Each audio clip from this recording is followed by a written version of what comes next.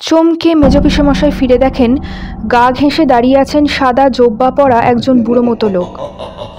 কি ভালো দেখতে তাকে, হাতির দাঁতের মতো গায়ের রং, দাড়ি নেই, লম্বা গোফটা পাকিয়ে পাকিয়ে কানের ওপর তুলে রেখেছেন, টানা টানা চোখ, আশ্চর্য রকমের ফর্সা একখানি হাত বাড়িয়ে বললেন, দে দে, দেরি করিস নে, কখন এসে পড়বে।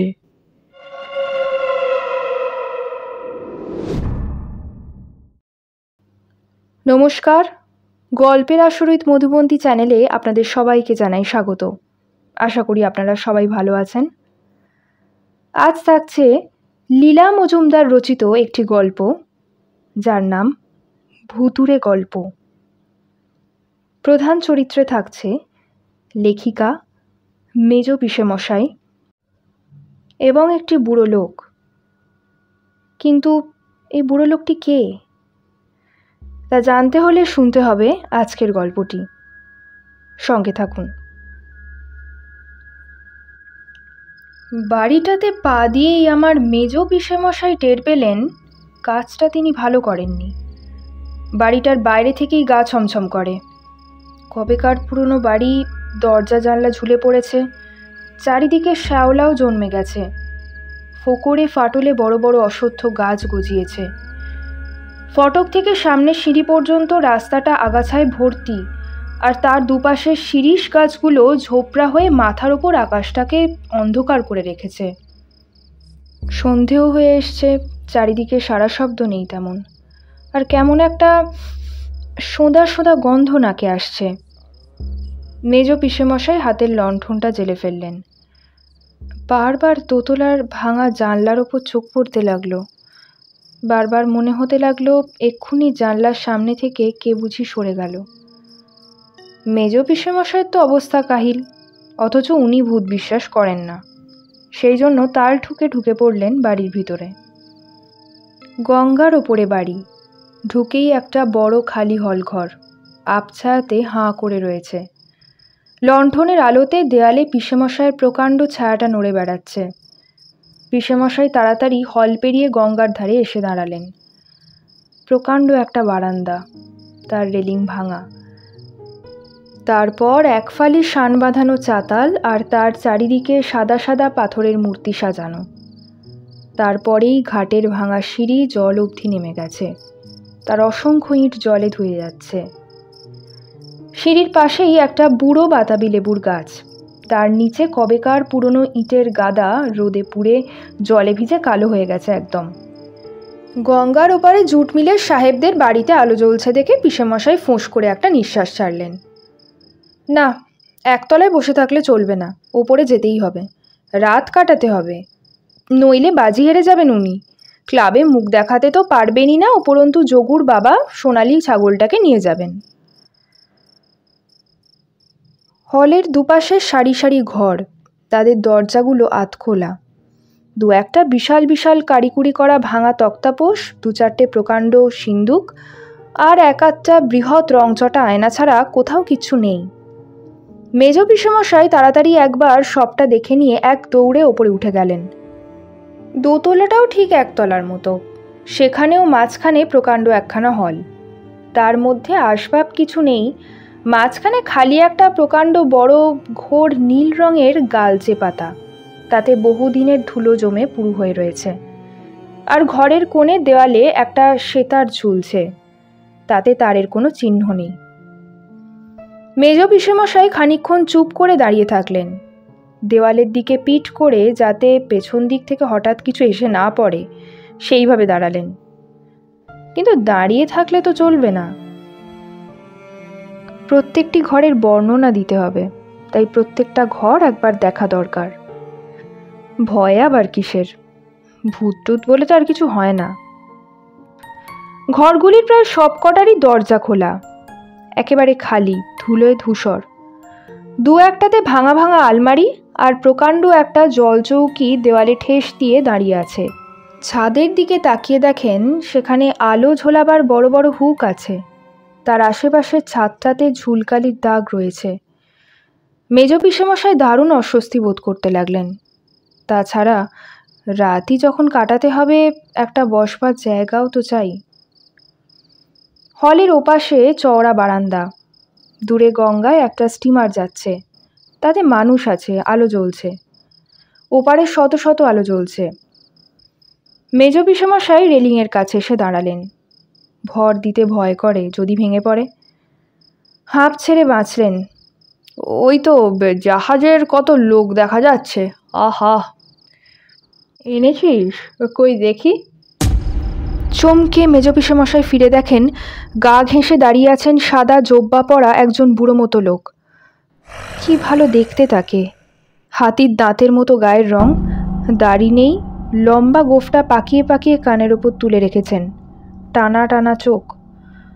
আশ্চর্য রকমের ফর্সা একখানি হাত বাড়িয়ে বললেন, দে দে, দেরি করিস নে, কখন এসে পড়বে। মেজ পিসেমশাইয়ের তো গলা টলা শুকিয়ে একাকার, নীরবে মাথা নাড়লেন। লোকটি হতাশভাবে এদিক ওদিক তাকিয়ে বললেন, একটা বসবার জায়গাও কি এগিয়ে দিতে পারিস না? মাইনে নিতে লজ্জা করে না তোর? সেই আমি আর কে? এখন তো বলবি তাই। আমি এখন আর কে? কেন আমার কথা শুনবি? হঠাৎ কানের কাছে মুখ নিয়ে চাপা গলায় বললেন, অত যে নিলি তখন মনে ছিল না হতভাগা? এর জন্য তোকে কষ্ট পেতে হবে বলে রাখলাম। আর কি ভীষণ কষ্ট পেতে হবে তা তুই জানিস না। তিলে তিলে তোকে। ওই রে, এলো বুঝি। বিদ্যুতের মতো বুড়ো লোকটি হলের পাশের ঘরটাতে ঢুকে পড়ে দরজাটা বন্ধ করে দিলেন। মেজ পিসেমশাইয়েরও যেন কানে এলো স্পষ্ট পায়ের শব্দ। দেওয়ালের মতো সাদা মুখ করে লণ্ঠনটাকে উঁচু করে ধরে চারিদিক ভালো করে একবার দেখে নিলেন। না, কেউ কোথাও নেই। লোকটা নিশ্চয়ই পাগল টাগল হবে। আর অত গয়নাগাটিই বা পেল কোত্থেকে? কেমন অস্বস্তি বোধ হতে লাগলো তার। লণ্ঠন হাতে বারান্দা থেকে হলে ঢুকলেন। নিচের তলাটা বরং ভালো, একটা তক্তা বসে বসে বসেই রাত কাটানো যাবে। পকেট চাপড়ে দেখলেন অশরীরী খুনে লোমহর্ষক 10 নম্বর খাতা দিয়ে দিতে যোগুর বাবা ভোলেননি। রাত জেগে ওইটি পড়ে শেষ করে কাল সকালে আগাগোড়া গল্পটি বলতে হবে, তবেই বাজি জেতা। পা টিপে টিপে হল পার হয়ে সিঁড়ি দিয়ে নেমে সদর দরজার ডান পাশের ঘরখানিতে ঢুকে ভাঙা সিন্দুকের ওপর লণ্ঠন নামিয়ে তক্তাপোষের কোণটা ধুতির খুঁট দিয়ে ঝেড়ে ধপ করে পিসেমশাই বসে পড়লেন। ময়লা খুঁটটা দিয়েই গলার কপালের ঘাম মুছতে লাগলেন। বাবা, বাঁচা গেল। ভাগ্যিস ভূতে বিশ্বাস করেন না, নইলে তো আজ ভয়েই আধমরা হয়ে যেতে হতো। সামনের রংচটা আয়নাতে একটা সাদা ছায়া পড়ল। বুড়ো লোকটি ধীরে ধীরে ঘরে ঢুকে অনুনয়ের সুরে বললেন, দিয়েই দে না বাবা, তোর আর কি কাজে লাগবে বল? যারা দেয় তারা প্রাণ হাতে করে এনে দেয়, না পেলে আমার প্রাণ বেরিয়ে যায়। কেন দিচ্ছিস না বাপ? একে একে তো সবই নিয়ে যাচ্ছিস, আরও চাস বুঝি? তোর প্রাণে কি একটু মায়া দয়া নেই? প্রথম যখন এলি কি ভালো মানুষটি ছিলি। আমি ওপরের ওই ওই ওই নীল গালচাটাতে বসে সেতার বাজাতাম, আর তুই বারান্দায় দাঁড়িয়ে দাঁড়িয়ে হাঁ করে শুনতিস।